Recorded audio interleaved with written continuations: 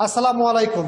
দূরেও কাছে সুপ্রিয় শিক্ষার্থী বন্ধুরা, তোমাদের সকলের সুস্বাস্থ্য ও দীর্ঘায়ু কামনা করে আজকের অনলাইন ক্লাসে তোমাদেরকে জানাচ্ছি শুভেচ্ছা ও স্বাগত। আর আশা করছি তোমরা সকলেই ভালো আছো। আর তোমাদের সাথে যথারীতি রয়েছি আমি মোহাম্মদ মোহাম্মদ হোসেন, প্রভাষক, হিসাব বিজ্ঞান বিভাগ, সরকারি হোসেন শহীদ সরওয়ার্দী কলেজ, মাগুরা। আর তোমাদের জন্য আজকের নির্ধারিত বিষয় হিসেবে বেছে নেওয়া হয়েছে ফিপো পদ্ধতি। আর এই ফিপো পদ্ধতির ক্লাস শেষে আমরা যে বিষয় সম্পর্কে সুস্পষ্ট ধারণা লাভ করার চেষ্টা করব, তার প্রথমেই রয়েছে বিক্রিত পণ্যের ব্যয় সমান সমান বিক্রয় এর ধারণা, এবং দ্বিতীয় পর্যায়ে রয়েছে একটি সমস্যা ও তার সমাধান, অর্থাৎ ফিফো পদ্ধতিতে মাল খতিয়ান প্রস্তুত করার পদ্ধতি। তো শুরুতেই বিক্রিত পণ্যের ব্যয় বলতে বোঝানো হয়েছে একটি পণ্য বিক্রয় করার পূর্বে তা প্রস্তুত করার জন্য যাবতীয় খরচ এর সম্মিলিত রূপ। অর্থাৎ হিসাব বিজ্ঞানের ভাষায় বিক্রিত পণ্যের ব্যয় সমান সমান প্রারম্ভিক মজুদ যোগ নিট ক্রয় যোগ এর সাথে প্রত্যক্ষ খরচ বাদ সমাপনী মজুদ।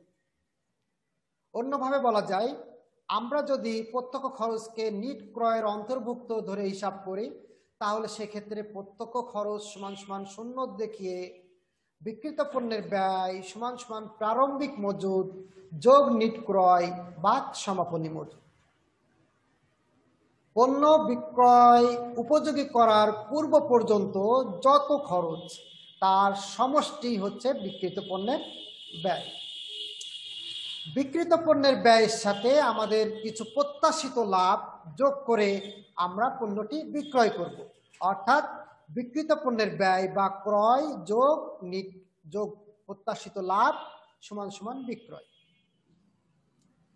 বিক্রিত পণ্যের ব্যয় সমান সমান প্রারম্ভিক মজুদ যোগ নিট ক্রয় বাদ সমাপনী মজুদ সমান সমান বিক্রয়ও হতে পারে, যদি না বিক্রিত পণ্যের ব্যয় যোগ মোট লাভকে আমরা শূন্য ধরি সমান সমান বিক্রয় হবে। অর্থাৎ বিক্রিত পণ্যের ব্যয় বা ক্রয় সমান সমান বিক্রয় হবে। এটি শুধুমাত্র এক গুদাম থেকে পণ্য আর এক গুদামে স্থানান্তরই হবে, কোনো লাভ এক্ষেত্রে ধরা হবে না। আর আমরা আগেই জেনেছি যে পারপিচুয়াল পদ্ধতিতে কোনো লাভ না ধরে পণ্যটি স্থানান্তর করা হয়। তো সুপ্রিয় শিক্ষার্থী বন্ধুরা, এখন তোমাদের সামনে একটি বাস্তব উদাহরণ রেখে তার সমাধান করার চেষ্টা করব। তো শুরুতেই রয়েছে আইটেম, পণ্যের আইটেম, একক বা বস্তা আমরা ধরতে পারি, হার টাকা, অর্থাৎ হার বলতে এখানে ক্রয় মূল্যকে বোঝানো হয়েছে। তো শুরুতেই জানুয়ারির 1 তারিখ মজুদ পণ্য অর্থাৎ প্রারম্ভিক মজুদ পণ্য 10 একক 20 টাকা, প্রতি বস্তার মূল্য 20 টাকা।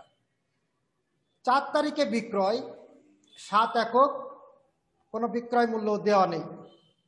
10 তারিখে ক্রয় 8 একক 21 টাকা করে ক্রয় করা হয়েছে প্রতি বস্তা।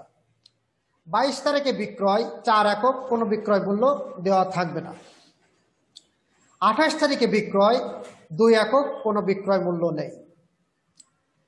30 তারিখে ক্রয় 10 একক, প্রতি এককের মূল্য 22 টাকা। এই অঙ্কটি সমাধান করার জন্য আমরা অনুমিত নামকরণ করার চেষ্টা করেছি, যাতে সহজেই আমাদের প্রশ্নটি বোধগম্য হয়। একক, হার, টাকা। জানুয়ারির 1 তারিখে ক্রয় করেছি, আমরা এই 10 একককে আটার বস্তা হিসেবে ধরে নিয়েছি। কি বস্তা? আটার বস্তা, অর্থাৎ 10 বস্তা আটা, প্রতি বস্তার মূল্য 20 টাকা। অপরদিকে আরেকটি ক্রয় রয়েছে 10 তারিখে।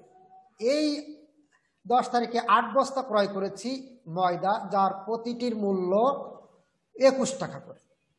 এবং 30 তারিখে আরেকটি ক্রয় রয়েছে, যেখানে প্রতি বস্তার মূল্য আমরা ধরেছি 22 টাকা করে। প্রথমটি আটা 10 তারিখে, 1 তারিখে 10 তারিখে ময়দা এবং 30 তারিখে সুজি। তো সুপ্রিয় শিক্ষার্থী বন্ধুরা, আমাদের বোঝার স্বার্থে আমরা এমনটি নামকরণ করার চেষ্টা করেছি। তো ফিফো পদ্ধতিতে আমরা মাল খতিয়ান প্রস্তুত করব। ফিফো মানে ফার্স্ট ইন ফার্স্ট আউট। যে সকল পণ্য প্রথমে প্রবেশ করেছে গুদামে, সেগুলোকে প্রথমেই আমাদের গুদাম থেকে বের করতে হবে বিক্রয়ের ক্ষেত্রে। তো আমাদের যে হেডলাইন অর্থাৎ অলঙ্কৃত কিছু নামকরণ রয়েছে, সর্বোচ্চ পরিমাণ, সর্বনিম্ন পরিমাণ, পুনঃ ফরমায়েশপত্র। কেবি গার্মেন্টস লিমিটেডের অঙ্ক করছি আমরা মাল খতিয়ান ফিফো পদ্ধতিতে। কাঁচামালের নাম, কোড নং, বিন নং এবং অবস্থান। প্রথমে থাকবে তারিখ, তারপরে আমরা টোটাল স্টকটিকে 3টি ভাগে ভাগ করব, 1, 2, 3। এবং এক্ষেত্রে তারিখ, প্রাপ্তি বা ক্রয়, ইস্যু বা বিক্রয়, মজুদ, ব্যালেন্স আমরা যে কোনো একটি লিখব, হয় প্রাপ্তি লিখব, নয় ক্রয় লিখব, হয় ইস্যু নয় বিক্রয়, যে কোনো একটি লিখব। আর এক্ষেত্রে প্রত্যেকটি স্টককে আবার 3টি ভাগে ভাগ করেছি, 1, 2 এবং 3। 1, 2, 3, 1, 2, 3। এবং প্রত্যেকটির নামকরণ হচ্ছে, আমরা অনুমিত তারিখ সন ধরে নিয়েছি 2000 সন।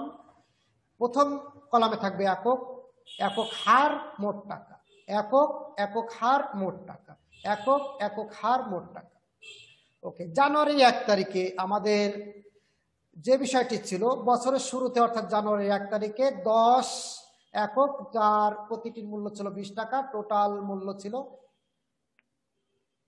200 টাকা। অর্থাৎ আমাদের এখানে মজুদের যে ঘর সেটি হচ্ছে, অর্থাৎ ব্যালেন্সের যে ঘর, সেখানে আমার জানুয়ারি 1 তারিখে আটার বস্তা আছে 10 বস্তা, প্রতি বস্তার দাম 20 টাকা, মোট মূল্য 200 টাকা।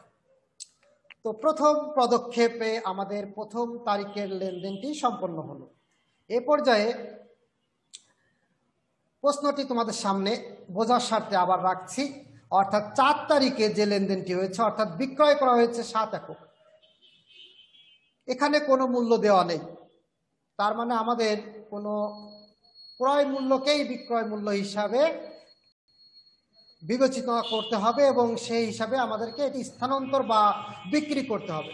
তাহলে আমার সামনে শুধুমাত্র একটি আইটেমই রয়েছে, অর্থাৎ মজুদ পণ্য, আটার বস্তা রয়েছে, তাছাড়া তার অন্য কোনো দ্রব্য নেই। অতএব আটার বস্তা থেকেই আমাকে বের করতে হবে বা আউট করতে হবে। কত বস্তা? 7 বস্তা। তো 20 টাকা করে, তার মানে আমাদের এই 20 টাকা করেই বিবেচনা করতে হবে। প্রতি একক 20 টাকা করে মোট 7 বস্তা বিক্রয় করতে হবে বা স্থানান্তর করতে হবে। তাহলে সেক্ষেত্রে আমাদের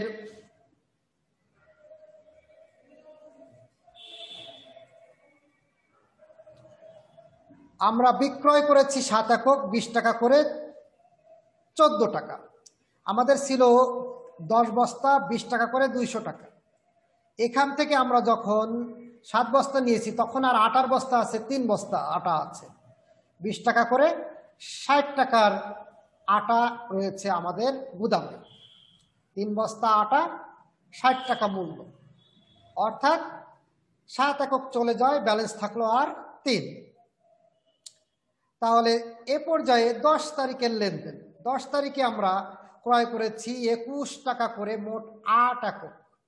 তো আমরা এখানে ক্রয় করেছি 10 তারিখে ময়দা, 8 বস্তা ময়দা, 21 টাকা করে। বলে রাখা ভালো, যখনই ক্রয় করব তখনই অবশ্যই উপরের যত আইটেম থাকবে, অর্থাৎ ব্যালেন্স যা থাকবে, আটা, ময়দা, সুজি যাই থাকুক, সেগুলোকে আমাদের কি করতে হবে? ব্যালেন্স করতে হবে, ব্যালেন্স টানতে হবে, অর্থাৎ ব্যালেন্স নামাতে হবে। তো ক্রয় করলেই শুধুমাত্র আমার সমস্ত ব্যালেন্স নামাতে হবে, আর বিক্রয় করলে অবশিষ্ট ব্যালেন্স নামাতে হবে। তো সেক্ষেত্রে আমরা আবার, অর্থাৎ আমাদের 4 তারিখের লেনদেন সম্পন্ন শেষে 10 তারিখে যে লেনদেন, 10 তারিখে আমরা কিনেছি ময়দা 8 বস্তা, 21 টাকা করে, 168 টাকা। আর আমাদের ব্যালেন্স ছিল এখানে বিক্রয়, সেই ব্যালেন্স ছিল 3 বস্তা আটা, 20 টাকা করে, 60 টাকার আটা ছিল। আমরা বলেছি ক্রয় করলে অবশ্যই ব্যালেন্স নামাতে হবে, এই জন্য 10 তারিখে আমরা আমাদের ময়দাকে অন্তর্ভুক্ত করার আগেই আমাদের আটার বস্তাকে 10 তারিখে নামাতে হবে। ক্রয় করলেই নামাতে হবে। নামিয়েছি।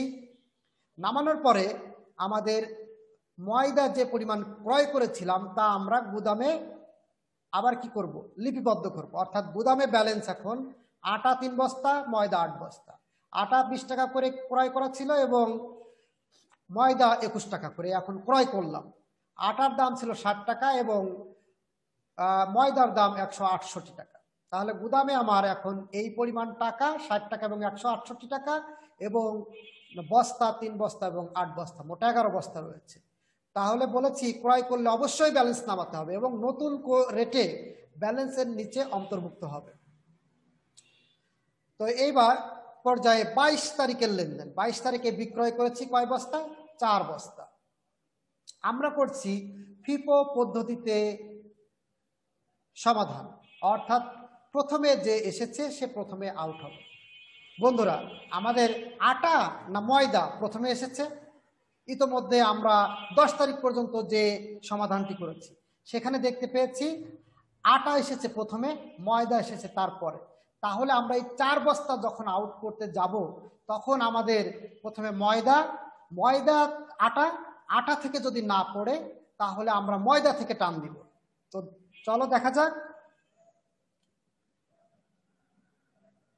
আমাদের 10 তারিখ শেষে 22 তারিখে আমাদের বিক্রি করতে হবে। আমরা বলেছি আমাদের ব্যালেন্স ছিল আটা আর ময়দা। আটা থেকে আমরা 3 বস্তা আউট করে দিয়েছি, এখানে আর কোনো আটা নেই। এখন আমাদের তো লাগবে 4 বস্তা, তাহলে আর 1 বস্তা আমাদের ময়দা থেকে টান দিতে হবে। ময়দা থেকে আমরা যখন 1 বস্তা নিয়েছি তখন আমাদের আর থাকছে 7 বস্তা এবং রেটটি হবে আটার সাথে আটা, ময়দার সাথে ময়দা। আটার রেট ছিল 20 টাকা আর ময়দার রেট 21 টাকা। তাহলে অবশিষ্ট ময়দা থাকছে 7 বস্তা ময়দা 21 টাকা করে 147 টাকা। আরো স্পষ্টভাবে বোঝার জন্য আমি এখানে লিখে দিয়েছি 4 একক বিক্রয় মানে হচ্ছে প্রথম ব্যালেন্সে 3 একক 20 টাকা করে নিতে হবে আগে এবং পরে 1 একক 21 টাকা করে নিতে হবে পরবর্তী ব্যালেন্স থেকে। এটাই মূলত ফিফো পদ্ধতি। এ পর্যায়ে 28 তারিখের লেনদেনে আমরা দেখছি বিক্রয় 2 একক। তো বিক্রয়ের রেট যেহেতু দেওয়া থাকবে না, তো সে পর্যায়ে আমরা 28 তারিখের লেনদেনে আবার বিক্রয় যদি করতে চাই তো শুধুমাত্র এই আমাদের ব্যালেন্স আছে 7 বস্তা। আগেই বলেছি বিক্রয়ের ক্ষেত্রে অবশিষ্ট ব্যালেন্সকেই বিবেচনা করতে হবে, কিন্তু ক্রয়ের ক্ষেত্রে অবশ্যই আমাদের নতুন করে আবার ব্যালেন্স নামাতে হবে। তো যেহেতু বিক্রয়ই ছিল আগে, এখনো বিক্রয়, অতএব ব্যালেন্স আমাদের আর নামানো লাগবে না। 7 বস্তা ময়দা থেকে যদি 2 বস্তা বিক্রি করে দিই তাহলে আমার আর থাকে হচ্ছে 5 বস্তা। 7 বস্তা থেকে 2 বস্তা চলে গেলে থাকে 5 বস্তা ময়দা, 21 টাকা করে। বিক্রয় হচ্ছে 42 টাকা এবং ব্যালেন্স থাকছে 105 টাকা। অর্থাৎ আমাদের গুদামে এখন আর অবশিষ্ট রয়েছে 5 বস্তা ময়দা 21 টাকা করে, 105 টাকা মূল্য 28 তারিখ শেষে। এই হচ্ছে আমার গুদামের অবস্থা। সর্বশেষ তোমাদের জন্য যে লেনদেনটি সেটি হচ্ছে 30 তারিখে ক্রয় করা হয়েছে 10 একক। আমরা ধরে নিয়েছি এটা সুজি 22 টাকা করে। আমরা আগেই বলেছি যখন ক্রয় করব তখন অবশ্যই আমাদের ব্যালেন্স নামাতে হবে নতুন করে। তো চলো দেখা যাক। আমরা যেহেতু ক্রয় করেছি তাই ক্রয় করলে আমাদের অবশ্যই এখানে রয়েছে 5 বস্তা ময়দা 5 বস্তা ময়দা 28 তারিখে আর 21 টাকা করে এবং 105 টাকা মূল্য। তাহলে যেহেতু আমরা ক্রয় করেছি আমাদের এটা ব্যালেন্স নামাতে হবে। 30 তারিখে আমরা ব্যালেন্স নামিয়েছি 5 বস্তা 21 টাকা করে 105 টাকা মূল্য। আর সুজি অন্তর্ভুক্ত হয়েছে 10 একক বা 10 বস্তা সুজি 22 টাকা করে 220 টাকা। তাহলে আমাদের গুদামে নতুন করে ঢুকেছে সুজি 10 বস্তা 22 টাকা করে 220 টাকা। অর্থাৎ 30 তারিখ শেষে আমার গুদামে সমাপনী মজুদ পণ্য হচ্ছে 15 বস্তা, 5 আর 10 15 বস্তা এবং মজুদ পণ্যের সর্বমোট মূল্য হচ্ছে 325 টাকা, 105 টাকা এবং 220 টাকা, মোট 325 টাকা।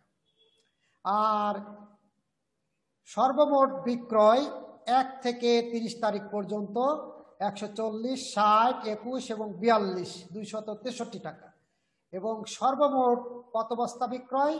7, 3, 1, 2, 13 বস্তা। 1 থেকে 30 তারিখ পর্যন্ত 13 বস্তা বিক্রি করেছি এই মাসে আমরা। অপরদিকে এই মাসে আমরা ক্রয় করেছি নতুন করে 8 আর 10, 18 বস্তা, এবং তার মূল্য ছিল কত? 388 টাকা। আমরা আগেই বলেছি এই পর্যায়ে আমাদের প্রারম্ভিক মজুদ পণ্য যোগ ক্রয় বাদ সমাপনী সমান সমান বিক্রিত পণ্যের ব্যয়, আর বিক্রিত পণ্যের ব্যয় সমান সমান এক্ষেত্রে হবে বিক্রয়। অর্থাৎ বিক্রিত পণ্যের ব্যয় সমান সমান 200 টাকা প্রারম্ভিক মজুদ, ক্রয় 388 টাকা, বাদ সমাপনী 325 টাকা, সমান সমান হবে 263 টাকা। আর 263 টাকা সমান সমান হবে বিক্রয়। অর্থাৎ বিক্রয় মূল্য 263 টাকা এবং বিক্রিত পণ্যের ব্যয় 263 টাকা সমান হতে হবে। যদি সমান না হয় তাহলে আমরা বুঝে নেব আমাদের অঙ্কটি ভুল হয়েছে। তো সুপ্রিয় শিক্ষার্থী বন্ধুরা, আর কথা বাড়াবো না। এ পর্যায়ে তোমাদেরকে আবারও সুন্দর ও সুস্থ সময় কামনা করে, সুন্দর জীবন কামনা করে এখানেই শেষ করছি। Wishes with the best of luck. Thank you all for staying with me.